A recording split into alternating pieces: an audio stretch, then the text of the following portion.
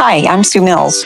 I'm an indie author writing character-driven love stories set in New England. I'm so glad you've joined Donna and me as we discuss all things bookish. Hey y'all, I'm Donna Madden. I am the author of sweet yet spicy small town romance. It's great to have you. Come on in and take a seat. Hi, welcome to Indie Authors Uncovered. I'm Sue Mills, and I'm going to be talking with Donna Madden tonight about moving beyond Amazon to reach readers. Hi, Donna. Hey, Sue, how are you? I'm good. Are you ready for Thanksgiving? I guess so. You know, I have no choice. Have to be. That's right. Getting ready to do all the cooking. How about you? Yeah, I'm getting ready to cook as well. Went and did grocery shopping today so we don't get caught up in the chaos tomorrow. Yeah, I did that on Sunday. Yeah. And just I'm trying to get a new book formatted and get it onto Amazon. Cool. I was just going to ask you, how was your week? What did you have planned and what did you do? So it's actually been 2 weeks since we talked, and I was going to do 2,000 words a day. That's right. And I have not done 2,000 words a day, but I have done an average of 1,000. So okay. I'm happy with where I'm at. How about you? My goal was to get my 4th book in my Arlinda Valley series formatted, done, completed, and uploaded. So that's what I've been doing, and I got it done, and it is uploaded to, Ingram Sparks, because I'm getting them early. And as soon as I get a date of when they're going to come in, hopefully 3 weeks, I will have them in my hand. Okay. So that's what I've been doing. I'm hoping tomorrow will be the day that this goes to Amazon. So when I was thinking about reaching readers, I think we probably both started on Amazon. So we started, if you're like me, you started with an ebook and a paperback. And then it was kind of like, let's see what happens. Right. So when I was at Author Nation, I went to a talk on reaching beyond Amazon. So I've kind of made a list, and I thought we could talk about those. The first thing that got mentioned that I hadn't thought about was large print. So I'm just starting to look into that. You said you've actually formatted one of your books for large print. Okay. And so I guess one of the things we're going to have to be aware of is that we're going to have to charge more if we offer a book in large print, because it's a bigger book. Right. And and we were just talking about that before we came on, and the book that I've already formatted in Atticus is No One But You, which is my first book in my Arlinda Valley series. The paperback, the regular paperback, is 297 pages, I think. And after the formatting at 16.5, 1.5 inch spaces, it was 480 pages. So I will get with, I'll finalize it and get with Emily at Fry Marketing, who does my covers and your covers too. And we'll see about changing the cover design and getting it up and just see what happens. Since I have Emily to do my covers, it's not like that's a big deal. So. Right. I definitely think that's something I'm going to take on in the new year, is getting them formatted for large print. I'm going on a trip, and I'm taking myself out of everything for 2 weeks, and I feel bad. That's right. Aren't you going to Hawaii? Yeah, I'm going to Hawaii. Okay. A week from today. There you go. So maybe what we should ask is to our readers and our listeners who are out there listening to this, let us know if large print is something you'd be interested in. Or if you know someone who needs to read large print, because it is something I know it's a need. I do a lot of vendor events, and people do ask, do I have large print or do I have other prints? And right now I got to say no. I was asked, I did a craft fair 2 weeks ago, and I was asked if I had large print. And no, I don't. Really soon. In our situation, it would be an easy thing to do because we have Emily, who can easily, change our book covers. So, well, I will get mine done before the end of the year. That's a simple thing I can do. Yeah. So when we were talking about large print, it's a 6x9 book. Are Yes. your books right now? Do you do 5x8 or do you do 6x9? I do 5.25 by 8. Okay. Okay. Yeah. So it is a little bit bigger book in Yeah. addition to the fact that it's going to be thicker too. Right. So the next thing is translations going into a foreign language.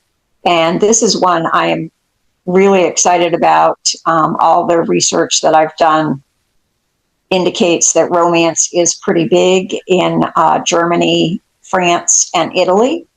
So those are 3 languages that I'm pretty comfortable with. There is a company called Scribe Shadow, which does use AI to do the translation for you. But it also, you can have a human take a look at it afterwards to make sure that it is actually saying what it's supposed to say. So I have talked with people from Scribe Shadow and people from Word Count. That's the group that they partner with. So that is definitely on my radar for 2026. Yeah, I have to agree with you because now I've looked at Scribe Shadow. My books are a little longer than yours, so they would cost quite a bit more because I would be in like this highest level to get my books covered because they're almost 80,000 words. And Right. And it goes like you get credits and it goes per word. Right. And like the first level covers 50,000 words a month or something like that. So I would need a higher level. And so yeah, I've considered that too because I've heard Germany is huge. Right. So even if I just start with German first, Right. and get all of mine done in German and then do that because I did go on what is that? Fervor? What is that one site? Fiverr. There you go. Yeah. I did go on Fiverr, and Emily and I were looking at people who could edit the books in Germany, well, in German, to make sure it was, after they're done in that one thing. She and I have looked at that too. Yeah. And so I think we found one that was doable. And so maybe like 1 a quarter next year. That's because I have 4 right now. Get all these 4 done by the end of next year. Yeah. I think my plan is going to be to try to do all 9 books by the gentleman I was speaking with said he thought early summer, a campaign in early summer would be good. And I need to email him and get detail and get more specific. But the way I interpreted what he said was my feeling was I want to have them all translated. So I'm probably going to have to do a bigger subscription to Scribe Shadow than the most basic one. So was he someone who translates, or does he just tell you that you should? He was with the company Word Count Inc., I think is the name of it, and they do the follow up after the AI translation, and they've gone from 3 employees to 47 employees now because there's so much translation going on. Mm. So it was kind of a lot of people are afraid that AI is going to steal jobs, take jobs away. And he said for us, it's just been exactly the opposite. It's been a real boon. So how does that work? So you use that Scribe Shadow. You upload your manuscript, I'm guessing. They translate it. They use AI to translate it. And then I guess you get it back. And then Word Count does what at that point? So I have a friend who's a translator, and she and I have talked about this quite a bit. So I think that they read it over to make sure everything makes sense. So That all they're the like an AI editor. So yeah, they're kind of like an editor, right?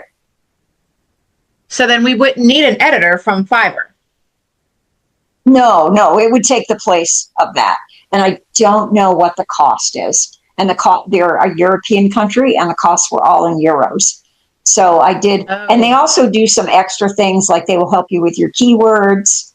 And that was like a €1 per keyword. So I figure if you're doing it on Amazon, you usually have 7 keywords.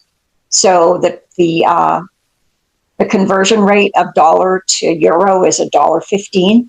So it would be around $10 to get 7 keywords, which is, I would have no idea where to start since I know nothing about Right. German. Yeah. French, I have a little knowledge of. German, I'm totally. Interesting. Yeah. So that's, I'm excited about the translations. Very excited. I am too. I think getting just out of America for a little bit and seeing if my books can take off in another country would be really cool. Mhm. Saying Yeah. we're worldwide, global selling authors. Yeah, that would be exciting. It's already really cool when you go on Amazon, your back office, and you see that little circle, and you can see what countries have downloaded your book. Yes, that is exciting. That is so cool. I'm like, oh, someone from Brazil downloaded my book. Yeah. Yeah, I've seen that as well. Right. So let's talk about audio. And so here's what surprised me, because I'm starting to dip my toe in audio as well. Is there are books I've looked at on Amazon that are newly published, and they've got everything coming out at the same time. They have the audio, they have the paperback, they have the ebook, and it's all coming out at the same time. Wow. That's a lot of money. It is a lot of money. That's a lot. It is a lot of money. So I invested in a woman who is just getting started in audio, and am getting a little bit cheaper price for her to do my books. So I sent her one manuscript, and I have gotten the files back. I had no idea how this was going to come back to me. So each chapter is a file, and then I will upload those files to ACX, which is affiliated with Audible, with Amazon. So once I get them, once I get them on ACX, it'll be on Audible. I think it's going to be on Apple. And there's one more. There is one more, but I don't remember what it was. Yeah. And then you can choose whether you want to be exclusive or wide. And I think your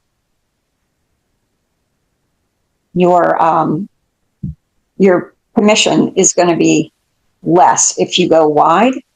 But if you go exclusive, it's a 7-year commitment. And it's like, I am not tying my books up with ACX for 7 years. I want to go wider than that. So I'll take the smaller commission, and then when I'll have to find a company, and that will make it available on everywhere. Well, there is somewhere, what is it called? Find a Way Voices. You can upload it. I've got the name. I've got the name of a couple of places. Because I've been thinking of audio also. And I went through ACX. And if you go through ACX, you can put up all, your books, and then you ask for auditions. This is what I have. You ask for auditions. I got like 40 people who auditioned with a chapter of my book, is what I put up. And it was it was a chapter, just a random chapter in my book that has a whole lot of different voices in it, a whole lot of different characters, just to see what they would do. And I had like 40 or 50 people. Now picture listening to one chapter of yours, of your book, 40 to 50 times in a week. It's like, oh my God, if I hear this chapter one more time, I'm going to scream. But it's all these people. And I put in a range. When you go through ACX by itself, you can put in what range you want to pay. And so, because my book, I told it how many words, 68,700 words. It came back and said it would be about a 7.5 hour book. So that way I can go in there, and if someone's charging $100 per finished hour, I can figure out that, okay, I can't because I don't do math, but I can figure out if it's 7 hours and it's $100 per finished hour, that's $700, right? And so that's right? Yeah. Okay, just making sure. I teach English for a reason, but so we have that. So I'm like, $700, I can do that, but I wanted to go cheaper, so I went the $60 to $80 an hour range. And again, the amount of people I had to listen to was ridiculous, and there was men trying to do women parts, because I'm not doing the dual narrator. That's just way out of my price range. Yeah. But I was like, I wanted a woman who has a voice like mine, a little bit lower on the speaking scale, and that way, because it's easier for me to listen to. I don't like high voices. And I found one, but it didn't work out. I had to cancel, which it takes a lot to have to cancel with ACX. So make sure you want to do it. But it was breach of contract. So I had to cancel. But I'm like, I might do it again. But I mean, it goes all the way up to $400 per finished hour. Yeah. Yeah. I'm like, not happening. Right. So. Right. I like the dual narration. The first audiobook I listened to was single narration. And I'm trying to think, I don't remember if it was a man or a woman narrating it, but I did not like it at all. Mm-hmm. When they did, it was probably a woman, and when she did the man's voices, she tried to make herself really deep. Yeah. It's like, oh, this is terrible. I just did not like it. And then the next audiobook I listened to had a woman for when it was in the woman's point of view and a man for when it was in the man's point of view. They still ended up having to do men and women's voices because obviously when you're in point of view, you do have different conversations going on, but it was much better. But you're right. That increases your cost. Yeah. So mine is single narration. I do have one book that is totally told from the male's point of view. There's no female point of view at all. And I think I'm going to have to find a male narrator for that. I don't think I won't be happy. Right. Having a woman narrate it.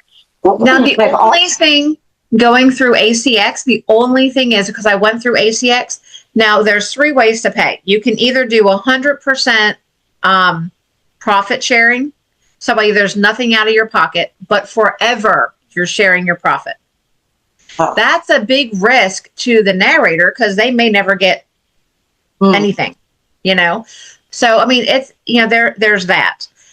And then there's a 50% profit share, 50% you pay. So let's say it would cost you $700 to do the book. You pay $350, and then you profit share until the rest is paid off. It could be a year. It could be 10 years. Who knows, Right. Or you do what I was going to do, was just pay straight up. That way all the profits go to me. But because it's with ACX, any way you do it, you're locked in for 7 years. Oh, okay. So you are using one of their people. I'm pretty sure. Now that I'm saying that, I know there was an exclusive because you could be in the Audible, whatever that is. But but the hardest thing, and I don't know if you had to do this, but the hardest thing was listening back to your book, because it was my job to listen to it and then make notes of edits that and changes, whether it was there wasn't a pause long enough between things, or if it said that this character whispered something and she said it really loud, I had to put that down in there. Ian, did you have to do that too? Listen to everything and make sure it was done right? I did listen to everything. Because you and I had had this conversation before, there were a couple of spots where the pause in scene breaks I didn't think was big enough, right, long enough. But then I went to Author Nation and I talked to a narrator, and she said, I listened to everything at 1.5 speed. So the pauses aren't that big a deal. And that kind of made sense for me. And I know a lot of people do listen to things at more than right, regular speed. They speed them up. So I left it. Okay. I didn't ask That's for any interesting. changes. I was quite happy with what I got. Oh, good. Very good. Yeah. I have listened to another thing and this is all totally AI, where you can have a separate voice for each character. Right. So say you had 10 characters in your book, you'd have 10 different characters, and then there must be a narrator as well. I'm not really sure exactly how that worked, but I listened to a book, and I did not like this book at all. And I think it was using that kind of narration. So I think it was the author narrating it. But when it was a female voice, he would have a female in there, or if it was his father's voice, he'd have another voice. I didn't like it. It's like I'm not going that direction. Well, they're doing that now because they're making, and it's called something. I forget what it's called, but it's basically they're using actors to act out the books. And I know my boys were all listening to the Red Rising series, which they finally got me into it, and it was really good. But I read it, they were listening to it, and they made me listen to a part of it. And every character had their own voice, but it was still narrated, and there was even sound effects and all this stuff. It was a production that you were listening. It sounded like a movie on an audio. Right. I feel like I'm listening to a movie. Yes. Without seeing the pictures. Right. But it's a book. And it's a different experience. Yeah. And that's for, the really big authors who have all this, they probably have multiple bestsellers, so their publishers can put it out there. But that's what my kids listen to when, that's the kind of books they listen to. They don't like just the one voice narrator, but now they're in their 20s. So I don't know. Yeah. It was too much for me. It was too much. I want to just listen. I'm not a book listener anyway, but I just want to listen to the book. Right. I want the experience of reading a book. I don't want the experience of watching a movie without the pictures. I'd go to the movies if I wanted to do that, but exactly. Each its own. That's where they're going. Yep. So, but I do think from my research that audio is growing. It's definitely growing.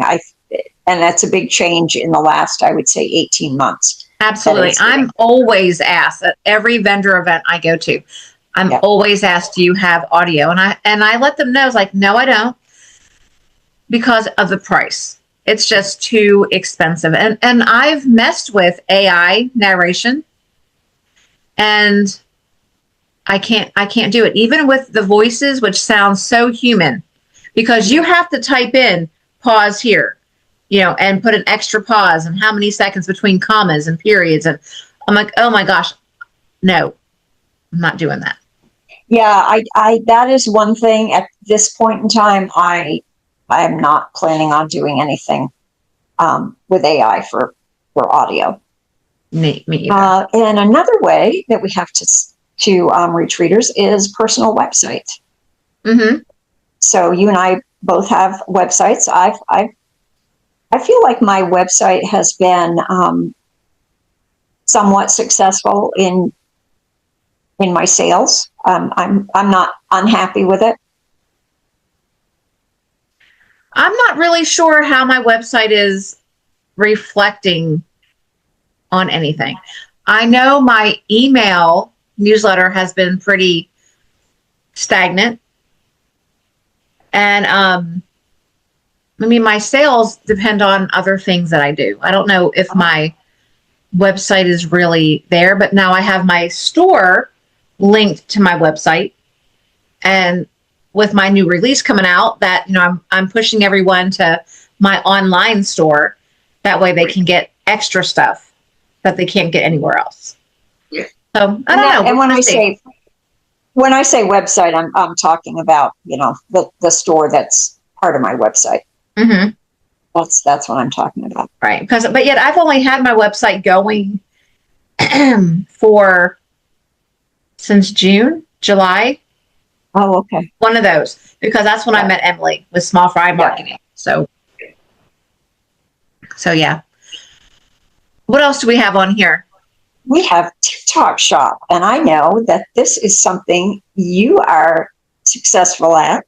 I was getting excited just saying TikTok Shop. I know.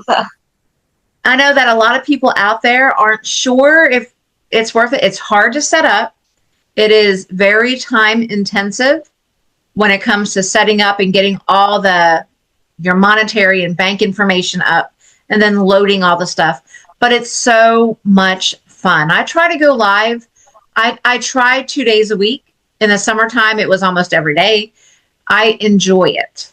But you're on camera and you're live. Like this here, we're on camera, but it's going to be edited and we're not talking to people. But it's live, and you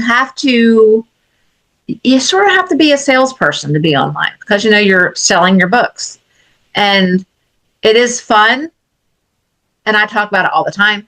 It's fun, but yet you do have to watch out. You need to have someone on with you who you can trust to monitor your the people coming in and out, because sometimes you get, you know, really rude people. Sometimes you get the bots. Sometimes you just get people who are random people.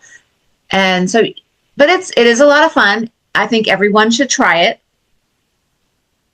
Even you, Sue, you should try it. It's a lot of fun.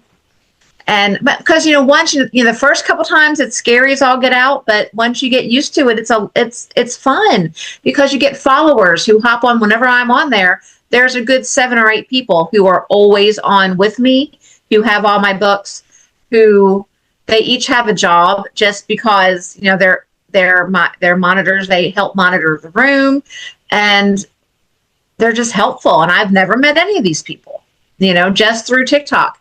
And so it's a great way to grow a community also. And because there's so many of us who we go into each other's lives now, and we're moderators, and we help keep the room going and moving. And then, of course, you sell books. You sell books. Once you get to a certain level in TikTok, you get your money faster. When you first start, they don't give you your money until like 7 to 8 days after your stuff has been delivered. But then the more money you make, the quicker you get your money from them. I think now I'm on the highest level. So I get my money pretty quick. So that's nice, because, you know, if someone goes on my website and purchase through my store, I get the money the next day. Right. Because Square sends it to me every day, you know. So TikTok, it takes some time, but if you are an author and you're willing to put the time in to set up your shop, and it's not easy, and do all the hoop jumping that you need to do for TikTok, there's rules you got to follow, but reach out. I'd gladly help you. I gave you tips, and even on your first live, I was yelling at you because there was a mistake that needed to be changed and fixed really quickly. Uh-huh. It's a lot of fun. I enjoy TikTok. Yeah. It's a great way to make money. It's a great way to, I mean, you figure, I think I have sold my books to every state in the country. Oh, that's awesome. I can't think of a state that my books, because they've gone to Hawaii. I have someone in Hawaii who's read them. I have people in Alaska who have ordered them. You can't order from a different country. So like I have someone from Canada who orders straight through me because she can't order through TikTok Shop. Canada doesn't allow you to have a shop or to order to purchase outside of Canada. Okay. And so she does that through me. So it's been a lot of fun, and I have people all over the country who are reading my books and liking them, and I would never have been able to have that if we didn't have social media and TikTok. Yeah. I do have a shop on TikTok, and I have had some sales on there. I've gone live once. And haven't you gone live twice? You're right. I've done it twice. I did it once when I was in Tennessee with Emily. And then once on your own. Once on my own. So I know that I'm going to do it at some point, but I feel like once I start, I need to commit that, for at least a month or two, that I'm going to do it on a regular basis. So I just need to figure out my schedule and be able to do that. So after the first of the year. There you go. That sounds good. Yeah. It's not the most, Even though you need to start now because people are Christmas shopping. I told you this is the time I started last year, and it was amazing. Yeah. Well, like I said, this 2-week trip that we're taking is. That's true. That's true. I really didn't plan well for. That's something else with TikTok. You can, like when you go on vacation, because a huge downside to TikTok is, like last night I had orders. I haven't packed them. They're over here. When we're done on here, I'm going to go live and pack my stuff. But you only have 3 days to get them out. Right. And if you don't, you start getting dinged. I won't get dinged. And you have 3 days not only to get them out, but to wrap them and get them to the post office. So when you're going out of town, or even if you're going away, the concern is you need to make sure no one places an order on your shop, because if they do and you're not going to be home in a week, you're not going to get them out in 3 days. So you can pause your shop. Yeah. And I had to figure out how to do that when we went on vacation. So it's that's important. Complicated. I like TikTok a lot. I did not think that I was going to, but I enjoy it. I like making videos. Yeah, I've just got some kind of block against the live thing. Well, and it is, it is complicated because there's so many things you can't do, you can do, you have to do. And it's like when I go live tonight for another hour, I will get coupons. And when you do things and get those TikTok coupons, like if it's $6 off an order, that doesn't come out of my pocket because it's TikTok's coupon. So TikTok takes the hit, not me. But if it's a % off, like 20% off, that's my hit. Oh, okay. So the % offs are my hit. The coupons, because they're a gift from TikTok, so they take the hit. So the coupons are fun. Yeah. All right. What else do we have? We've both done vendor events, craft fairs. You've talked about being at a winery, which just sounds fascinating. I wish I had a winery in my backyard. There you go. It's a mile and a half away. And like this weekend, I had a 2-day event, a Christmas event, right in my county. I did that.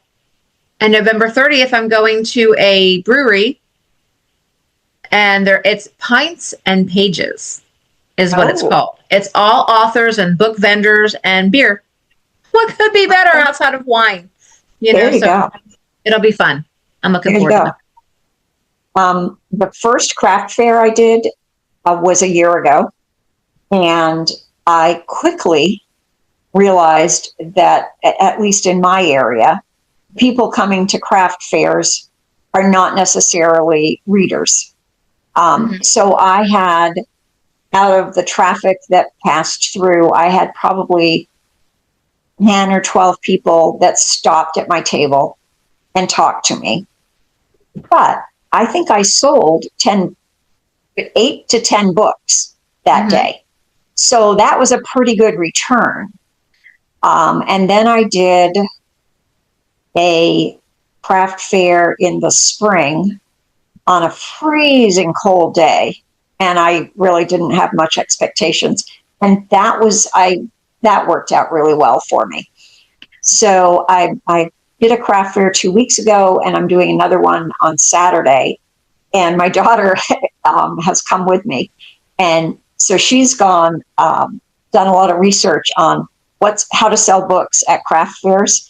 And she's put together some different packages with, one is everything but the book. So they're going to get, I have trope candles that I'm selling.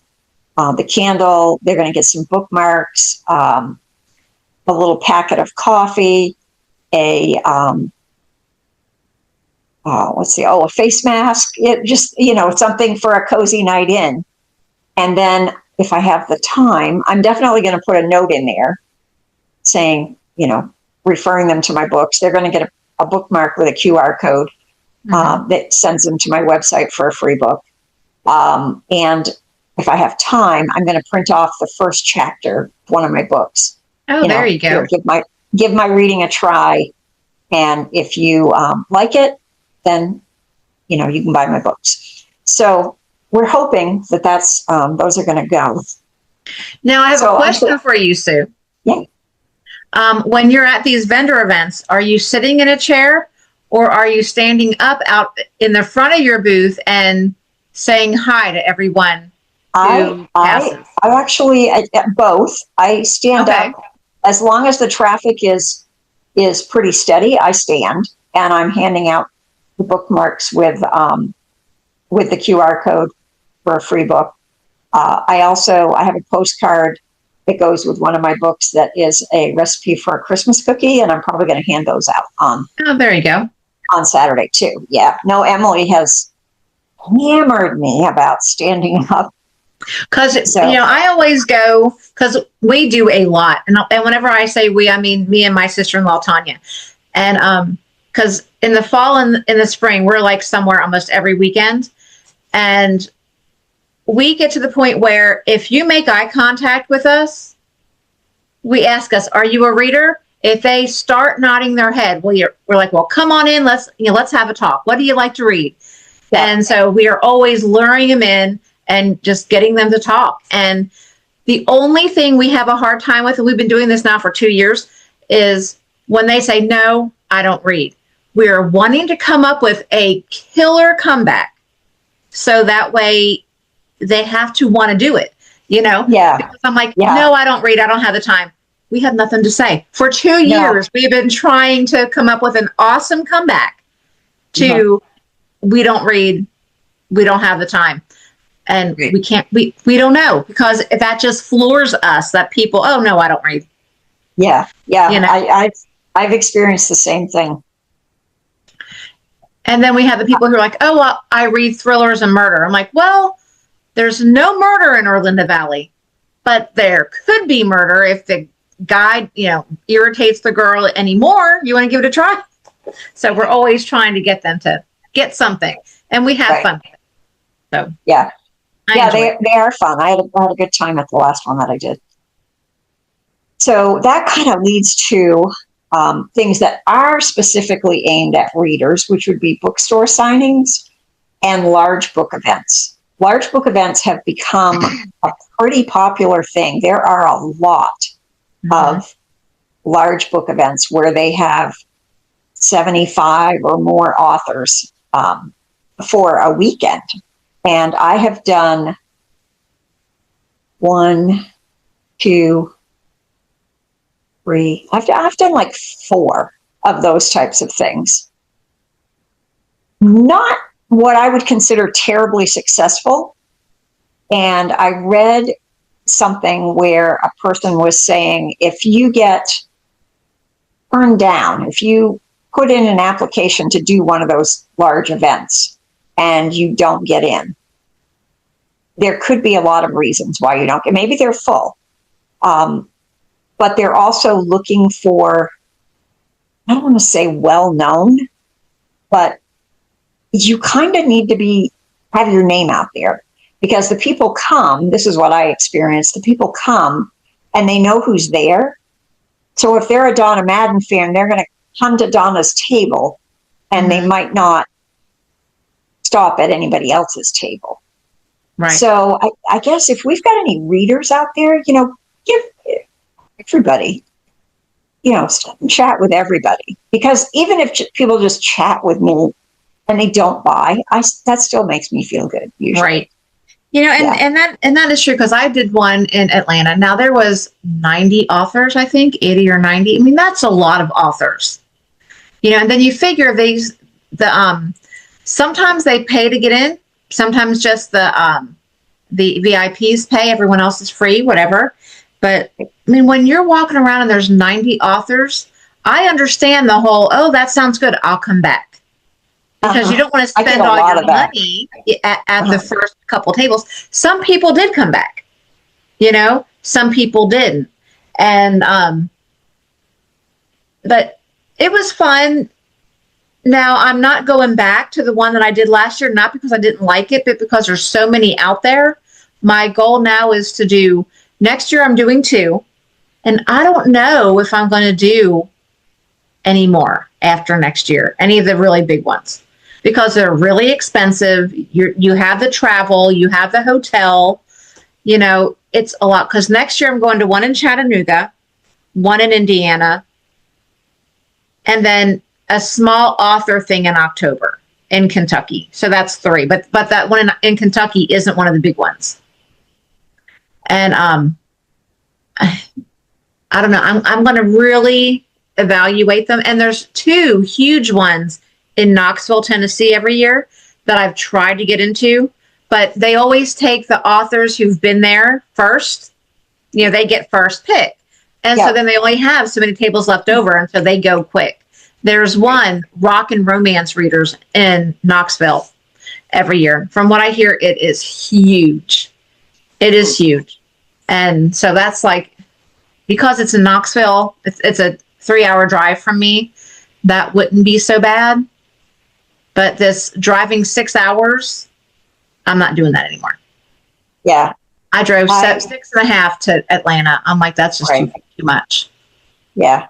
I am doing one in Whitefield, New Hampshire, which is a very small town, even smaller than the town I live in. It's probably about an hour from me, not even an hour. And it's in a grand old hotel. So it's a book event and a ball, and it's a premiere event. It's the first time she's done it. I'm a little nervous because we're remote, but it's being marketed. She's marketing the heck out of it, and it's being marketed as a weekend. So I'm hoping. I've met the girl. She's a real go-getter. So that's in April, and then I'm going to Baltimore in when is that one? That's in August. And actually, Emily is supposed to come and be my assistant that one. Oh, there you go. I think, that should be interesting. And that also, I think, is a premier event, but it's an area that I've never been to. I'm kind of looking forward to it. But that's going to be expensive because it's going to be probably an 8-hour drive, and I'm probably going to be there 2 nights in a hotel. So that's going to be well. Now that you said something about your assistant, it's like when I wouldn't go to any of these things by myself. I always have, again, my sister-in-law Tanya, and next year we're going to go to Chattanooga. There's Feel the Heat in Chattanooga that we're going to be at, which is 2.5 hours away from us. And then there's the one in Indiana, which is like 4 hours away. So that's not that bad. But she's going with me everywhere. When you've gone, have you gone by yourself, or has your husband or someone else gone with you? So the first one I did last year was it was an outside event, and it was supposed to be Friday, Saturday, and Sunday. It was supposed to be 3 days. And your books were going to stay outside the entire time? Well, so it was under a tent. Okay. And I did drive down with another, a local author, but basically I was on my own. I was there by myself. And they had torrential rain on Friday. And we were debating on the way down, are we going to leave our stuff here, or are we going to take it all home with us? So we ended up, they had torrential rain. We did end up bringing everything home with us. They ended up canceling Saturday. We went back on Sunday and set back up. They ended up refunding what we had paid to be there. And it wasn't a lot. It was like maybe $100. So I felt bad because they lost money on it. But it was a nice event. It was pretty much, I feel like it was my first big event that I had done. And I think I'm going to try to get in and do it again. It's in May. And then I did that one. I did an event in Romanticon in Connecticut. Okay. I went to that one all by myself. I went down on Friday night. I had a table on Saturday. So I was everything. It's a lot easier if you have somebody with you. Well, yeah, because, okay, here's my question. You have to go to the bathroom. What do you do? Leave the table. Romanticon actually was very well put on, and they had volunteers cruising around the rooms, and they would say, do you need a break? Is there something I can get you? Can I get you a bottle of water? So if you needed a bathroom break, there was somebody there. That's good. That's always my fear. All these vendor events I go to, anything, I'm like, what if I need to go to the bathroom? Right. If I'm by myself, I can't, so I won't do them by myself. Yeah. Yep. Definitely a lot more fun if you've got somebody with you. They are. Yeah. So what else? Libraries. Do you know if your books are in libraries?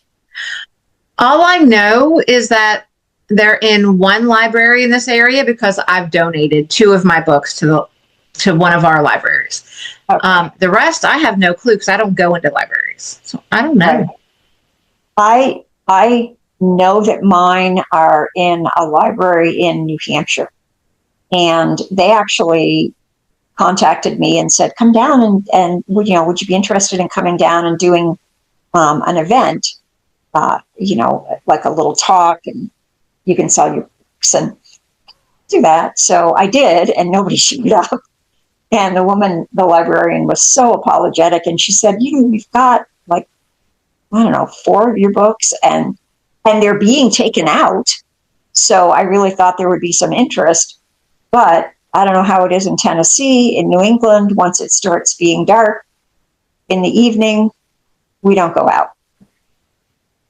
So I think it was just I can't speak for most people, but that's me. But yeah, I think that might have gone better in the summertime.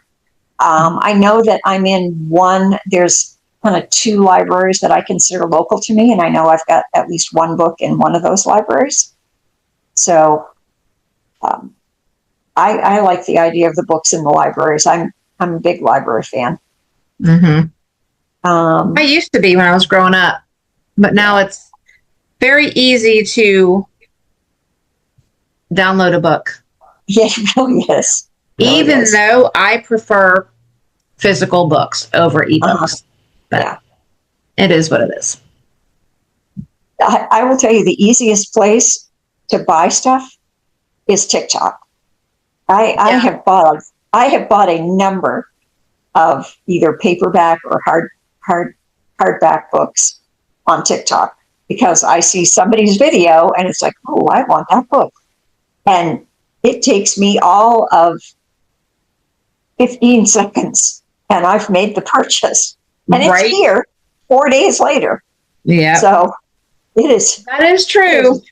It's way too easy. And you're also helping a small business. A small business. Exactly. You know? Exactly. And that's important. So Yeah. Yeah. Serialization. Have you heard of that or thought I've about heard it of at it, all? but I don't know what it is. Isn't it just writing in a series? We do that. Well, it's more of releasing, like say you had a Substack, Okay. or if you had a blog, that you would put a chapter up every week. Okay. I've heard of that. Now here's my thing. Whenever I hear that, I'm like, okay, when I'm finished writing my book, sometimes a chapter gets deleted or I rearrange them or I rewrite them so much that how it would have went up would not have worked.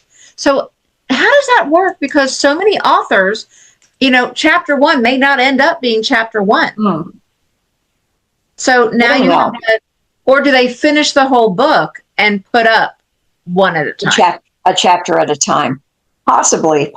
And I think in some cases people are getting paid for that. And I went to a talk at Author Nation about this. This was what I thought was interesting. Andy Weir, that wrote The Martian, that is how he released The Martian initially. On either, I think it was he had a blog, and he was putting up a chapter a week. Oh wow! So anyway, it's a different way to reach readers for sure. Yeah. And then we've got YouTube and podcasts like we're doing. And related merchandise and swag.